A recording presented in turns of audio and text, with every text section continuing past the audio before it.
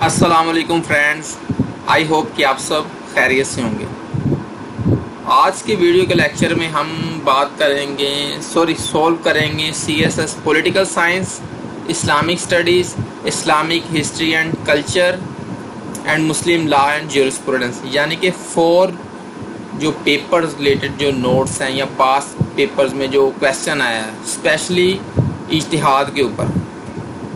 ठीक हो गया। आप सोचेंगे पॉलिटिकल साइंस में ये कैसी है। पॉलिटिकल साइंस 2018 शायद 2018 है, आप पास पेपर देखें, उसमें ये क्वेश्चन है the reconstruction of religious thought के अल्लामा इकबाल की ये जो बुक है इसमें उन्होंने जो इज्तिहाद का नज़रिया दिया है उसके ऊपर डिस्कस करें। और इसके अलावा इस्लामिक स्टडीज़ में तो ये काफ़ी मरतबा ये रिपीटेड क्वेश्चन है और मुस्लिम लॉ एंड ज्यूरिस्प्रूडेंस के लिए भी ये लाजमी क्वेश्चन है।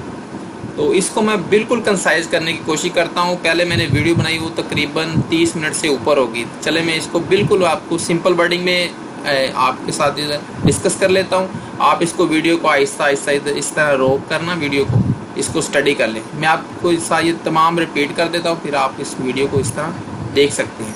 ठीक हो गया, चलें आप इसको देख लें। मैं आपके साथ शेयर कर रहा हूँ इसको। अच्छा, ये जो इनकी बुक है ये ऊपर लिखा हुआ ये कब ये पब्लिश हुई थी और कितने इसके चैप्टर्स हैं, और हम मोस्टली इसके ऊपर डिस्कस करेंगे 6 चैप्टर जो इज्तिहाद के मुतालिक है। उसके लिए थोड़ी सी मैं पहले बाकी ये जो चैप्टर्स हैं इनके मुतालिक बात कर लूँ। जो इनकी चैप्टर्स हैं आप इधर देख सकते हैं, ये तमाम इसके ऊपर डिस्कस लिखा हो। सिर्फ 7वें जो चैप्टर तक 6 चैप्टर के अलावा 1, 2, 3, 4, 5 एंड 7 लेक्चर के ऊपर जो तमाम डिटेल इधर लिखी हुई है कि इन्होंने किताब क्यों लिखी थी, किस लिए लिखी थी। बेसिकली किताब इन्होंने वेस्टर्न के वेस्ट के बारे में लिखी थी, उनको आंसर करने के लिए जो उन्होंने रिलीजन के अगेंस्ट क्वेश्चन किए थे, और इसके अलावा उन मुसलमानों के लिए जो कि वेस्ट से बहुत ज़्यादा मुतासर हुए थे।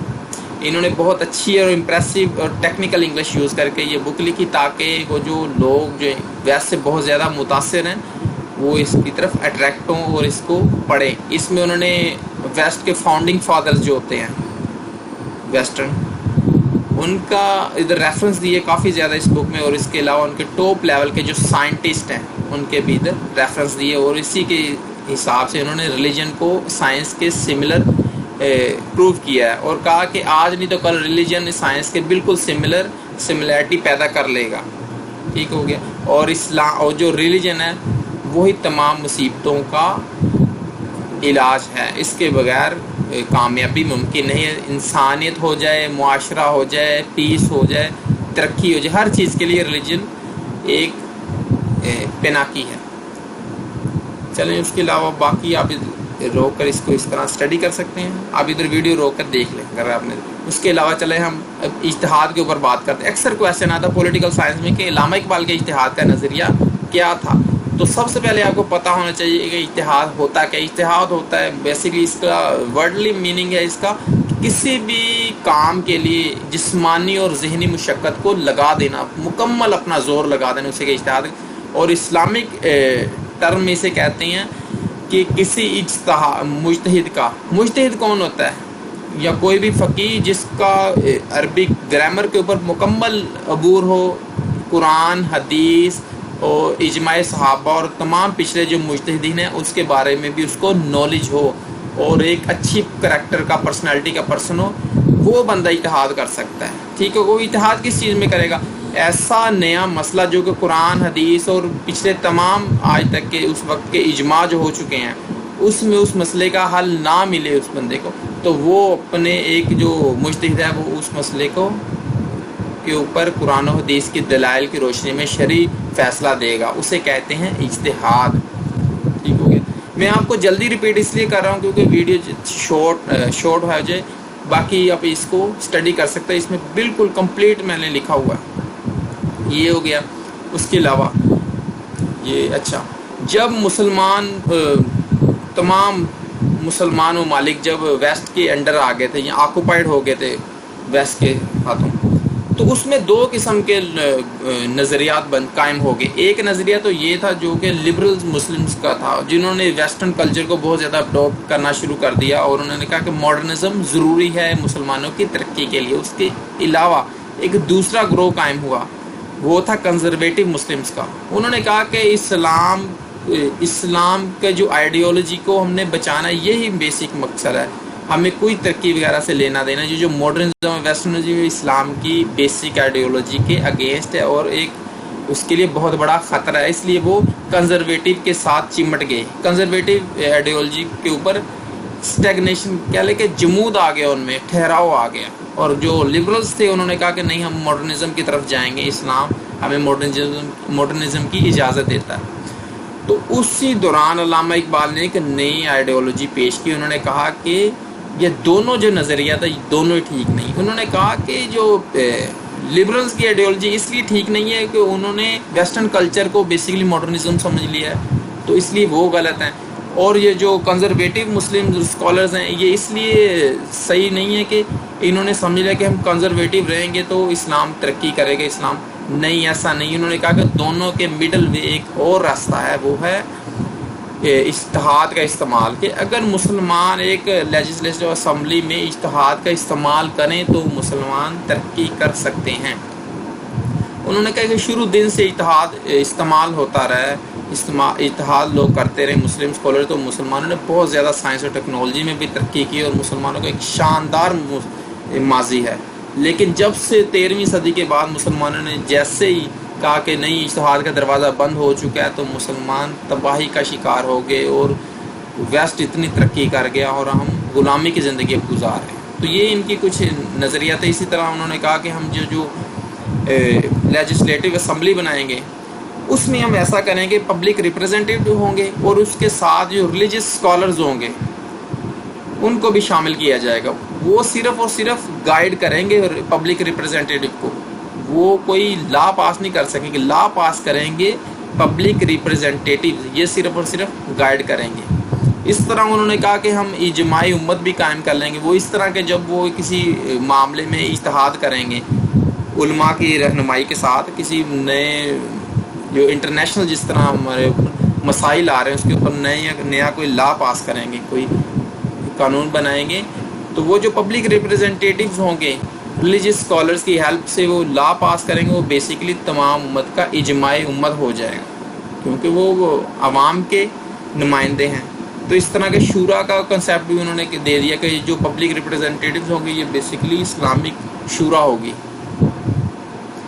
اس طرح کا انہوں کا یہ تمام کنسیپٹ تھا۔ تو انہوں نے کہا کہ مسلمانوں کی تباہی اور بربادی اور تنزلی کے پیچھے صرف مسلمانوں کا جمود ہے۔ اسلام ہمیں ترقی کی، ڈیولپمنٹ کی اجازت دیتا ہے، ہمیں ریسرچ کرنے کا حکم دیتا ہے، لیکن مسلمانوں کا یہ جو کنزرویٹو مائنڈ ہے، انہوں نے مسلمانوں کی ترقی کو روک دیا ہے۔ تو اس طرح انہوں نے باقاعدہ ریفرنس دیے، امام ابن تیمیہ کا حوالہ دیا کہ انہوں نے سب سے پہلے تقلید کے اگینسٹ اٹھے۔ انہوں نے کہا کہ نہیں، یہ اجتہاد ضروری ہے، اجتہاد کرنا چاہیے۔ تو اسی طرح انہوں نے ریفرنسز وغیرہ دیے۔ تو یہ تمام کا تمام نظریہ میں پیش کر رہا ہوں ڈاکٹر علامہ محمد اقبال کا۔ اس میں میرا کوئی بھی نظریہ آئیڈیا نہیں ہے، وہ میں لاسٹ میں اس کو ایکسپلین کرتا ہوں۔ چلیں میں اب اس کے اگینسٹ اپنی کچھ کرٹیسزم دے، لیکن چلیں آپ اس کو ادھر اسٹڈی کر لیں۔ اچھا، میری کرٹیسزم جو میں نے لکھی ہے وہ یہ ہے۔ سب سے پہلا چلیں میں ایک اور چیز کلیریفائی کر دوں کہ ہم ڈاکٹر علامہ محمد اقبال کی بہت زیادہ رسپیکٹ کرتے ہیں، بلکہ تمام پاکستان ان کا شکر گزار ہے کہ انہوں نے ایک پاکستان کے لیے جو ان کی خدمات ہیں، پاکستان بننے کے پیچھے ان کا بہت بڑا کردار ہے۔ اللہ کی ان پر رحمتیں ہیں اور ان کے صدقے ہماری مغفرت ہو، ان کی قبروں پر اللہ تعالیٰ رحمت فرمائے، ان کے درجات بلند فرمائے۔ اچھا، کوئی بھی پولیٹیکل فلسفر جو ہوتا ہے وہ ایک نظریہ دیتا ہے۔ شروع دن سے مسلمانوں میں اس طرح یہ فلسفر بہت بڑے بڑے گزرے ہیں، جس طرح ابن خلدون ہو گیا، ماوردی ہو گیا، اور اسی طرح امام غزالی ہو گئے، شاہ ولی اللہ ہو گئے، اور اس طرح جمال الدین افغانی ہو گئے، راشد رضا ہو گئے، اور اس طرح ڈاکٹر علامہ محمد اقبال بہت بڑے فلسفر ہیں، یہ بہت بڑے شاعر ہیں مسلمانوں میں۔ انہوں نے ایک آزادی کا جذبہ پیدا کیا، کچھ کرنے کا جذبہ پیدا کیا۔ تو اس کے لیے ہم ان کے بہت زیادہ شکر گزار ہیں، ان کی بہت زیادہ رسپیکٹ کرتے ہیں ہم سب پاکستانی۔ میں خود ان کا بہت زیادہ مداح ہوں، ان کی بہت زیادہ پوئٹری کو اکثر پڑھتا رہتا ہوں، مگر اس کا مطلب یہ نہیں کہ ہم کسی کے ساتھ اختلاف نہیں کر سکتے۔ ہم ادب کے دائرے میں رہتے ہوئے ہم اختلاف کر سکتے ہیں کہ ہمیں فلاں چیز سے اس طرح کے اختلاف ہے، یہاں ہم کہہ سکتے ہیں کہ بھئی یہ والا نظریہ اپلیکیبل ہے یا نہیں۔ جس طرح تمام جو پچھلے فلسفوں میں نے بتایا تھا، ان کے ساتھ ہر کسی نے کسی کے ساتھ اختلاف بھی کیا، کسی کی چیز کے ساتھ رضامندی بھی کی، اور ان میں سب سے جو ٹاپ کی ہیں امام غزالی، جو میرے فیوریٹ ہیں، تو میں انہی کی آئیڈیالوجی کو ہمیشہ پریفر کرتا ہوں، انہی کو زیادہ، کیونکہ وہ ایسے پرسنز ہیں جن کے اوپر تمام امت، یعنی کہ کم از کم اہل سنت کا تو پکا ان پر اجماع ہے ان کی آئیڈیالوجی کے، وہ بہت بڑی پرسنالٹی تھے۔ اچھا، کوئی بھی فلسفر جو بات کرتا ہے، یا تو وہ اس کی آئیڈیالوجی ہوتا ہے، یا تو وہ آئیڈیلسٹ ہوتا ہے، یا وہ پھر ریشنلسٹ ہوتا ہے۔ اس میں علامہ اقبال کی جو آئیڈیالوجی، اس میں سب سے پہلے میں کہوں وہ آئیڈیلسٹ تھے، یہ ریشنلسٹ آئیڈیا نہیں ہے، جو کہ ورکیبل نہیں ہے۔ وہ اس کے لیے میں آپ کو باقاعدہ مثال دیتا ہوں۔ اچھا، یہ جو بات کہی جاتی ہے کہ اتحاد کا دروازہ بند ہو چکا ہے، یہ بیسیکلی ایسا نہیں ہے۔ اتحاد بیسیکلی دو قسم کا ہوتا ہے، اتحاد کلی اور اتحاد جزوی۔ اتحاد جو کلی ہے اس کے اوپر علماء نے اس لیے ایک قسم کا اجماع کر لیا کہ ہم اب اتحاد کلی کا دروازہ بند ہو گیا۔ اس کے پیچھے انہوں نے ریزن سب سے پہلے بڑی یہ دی کہ یہ جو چار مذاہب اربعہ ہیں، حنفی ہیں، شافعی ہیں، مالکی ہیں اور حنبلی ہیں، انہوں نے یہ تمام جو چار ائمہ اربعہ ہیں، انہوں نے جو ضروریات دین جو ہیں، ارکان دین، جس کا نماز، روزہ، زکوٰۃ، حج، اس طرح کے طلاق، نکاح، یہ تمام مسائل انہوں نے بالکل ان کو سولو کر دیا، ہر پوائنٹ آف ویو سے ان کو سولو۔ اس میں کسی قسم کی گنجائش ہی نہیں بچی کہ اب اس کو مزید ہم ڈسکس کریں یا اس میں مزید اجتہاد کریں۔ تو اس طرح یہ ایک صدی میں تمام علماء کا اس چیز پر اجتہاد، بلکہ اجماع ہو گیا کہ مزید اجتہاد کلی کی گنجائش نہیں رہی۔ اگر کوئی کرے گا تو اس کی وجہ سے امت میں بہت زیادہ فتنہ و فساد برپا ہوگا۔ تو جس کی آپ واضح مثال دیکھ سکتے ہیں امام ابن تیمیہ۔ میرا ان کے ساتھ اختلاف ہے، مگر میں ادب کے دائرے کے اندر رہتے ہوئے ایز اے اسٹوڈنٹ میں تھوڑی ڈسکس کروں گا۔ ابن تیمیہ یہ وہ واحد پرسن ہے جنہوں نے تمام پچھلی امت کے ساتھ اختلاف کیا تھا، ٹھیک ہوگی، تو ہم بھی اس کے ساتھ اختلاف کر سکتے ہیں، اس میں کوئی ایسی بات نہیں۔ ابن تیمیہ وہ واحد شخصیت ہے جنہوں نے اہل سنت کی جو اجماعی عقائد تھے ان کے ساتھ اختلاف کیا تھا۔ اور ابن عبد الوہاب جو تھا یہ بھی بیسیکلی انہی کے فالوور تھے، انہی کو انہوں نے ایکسٹینڈ کیا تھا۔ جب انہوں نے یہ والا نظریہ، سب سے پہلے امت میں جو توسل وغیرہ والا نظریہ تھا، شروع سے اہل سنت میں تھا، مگر انہوں نے اس کے اگینسٹ کیا اور تقلید کو انہوں نے کے اگینسٹ کیا۔ اور ابن عبد الوہاب وہ پرسن ان میں کچھ زیادہ ہی شدت آ گئی تھی۔ جب آپ جانتے خلافت عثمانیہ ہے کہ ٹوٹنے کے پیچھے ایک وجہ یہ بھی بنی، جب عرب میں عرب نیشنلزم کا نعرہ لگا، بیسیکلی ان کے پیچھے ابن عبد الوہاب کا مذہب بھی تھا، جسے ہم وہابی مذہب کہتے ہیں، وہ انہی کے نیم کی وجہ سے، ابن عبد الوہاب کی وجہ سے انہوں نے تقلید کی۔ اچھا، ان کی تقلید کیا تھی؟ ان کی تقلید میں ایسا ہوا کہ انہوں نے تمام اپنے علاوہ تمام مسلمانوں کو انہوں نے کہا کہ یہ کافر ہو چکے ہیں۔ وہ کیوں ہو گئے؟ انہوں نے کہا تقلید شرک ہے۔ اب میرے جیسا بندہ جس کو تمام اتنے بیسک مسائل ہیں، قرآن پاک کا نہیں پتہ، نہ گرامر آتی ہے، نہ حدیث کا پتہ، نہ اجماع کا پتہ، نہ تمام جو قوانین، جو مسائل جو نکال دیں قرآن حدیث سے، مجھے نہیں ان کے آئیڈیا، تو میں کیا کروں گا؟ میں ایسا کروں گا امام ابو حنیفہ، امام شافعی، امام مالکی، امام ان میں سے کسی کو فالو کروں گا اپنی، پہلے مجھے پتہ ہے کہ یار تمام امت اس کے اوپر متفق ہے، یا اگر نہیں تو یہاں تو میں علم سیکھوں، اگر نہیں سیکھتا تو مجھے کسی نہ کسی کو فالو کرنا ہی پڑے گا۔ جس طرح ہمیں ایک ٹیچر کی ضرورت ہے، جس طرح ایک امام سے کچھ نہ کچھ ہم سیکھتے ہیں اس کی ریسرچ سے، ٹھیک ہو گیا۔ تو انہوں نے کہا کہ تقلید شرک ہے، ٹھیک ہو گیا۔ تو جناب انہوں نے تمام امت کو مشرک قرار دے دیا، جس کی وجہ سے آپ آج کا اکثر کہا جاتا ہے کہ امام حرم وغیرہ میں جو ادھر کے ائمہ تھے ان کو بڑی بے دردی سے ادھر ہی شہید کیا گیا۔ اہل سنت کی تقریباً موسٹ جو مساجد تھیں ان کو ڈیمولش کیا گیا، ان کو مسمار کر دیا گیا۔ اور انہوں نے انہی جناب نے فتویٰ دیا تھا کہ انہوں کی یعنی ان کے عقائد کے علاوہ جن کا انہوں نے کہ ان کی عورتیں، ان کا مال، ان کی عزتیں ہمارے اوپر حلال ہیں.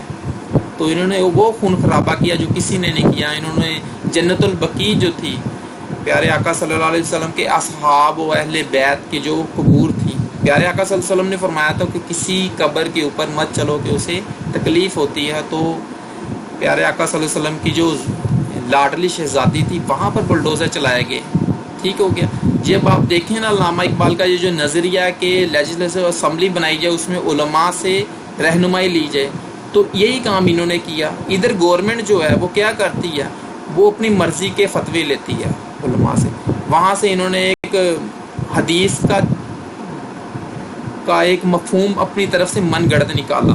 جب پیارے آقا صلی اللہ علیہ وسلم نے حضرت علی کو فرمایا تھا کہ جو مشرکین کی جو قبور تھی وہاں پر جو تصویریں وغیرہ بنی تھی اس کو مسمار کرنا تھا، انہوں نے اسی حدیث کو فٹ کر دیا صحابہ رسول اہل بیت کی قبور پر، انہوں پر بلڈوزر چلا دیے.